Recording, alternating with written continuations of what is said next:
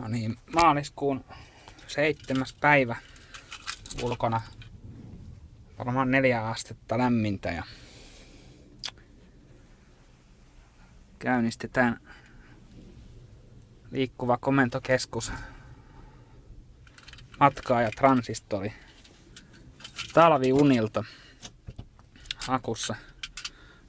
Akkujen kengät laitettu juuri kiinni ja 12 volttia näyttäisi olevan napajännite. Ja auto seisonut jostain lokakuulta asti. Katsotaan miten käy.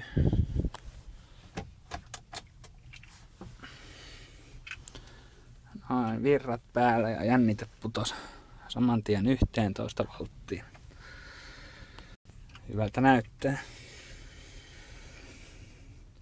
Tämä vaan kokeilu. Naks. No, lähtihän se kun palmun alta.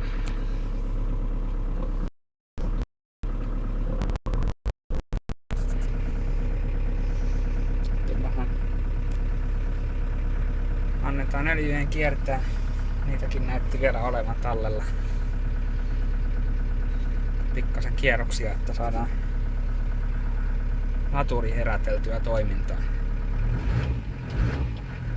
Noin. Nyt taas sähköä riittää. Ja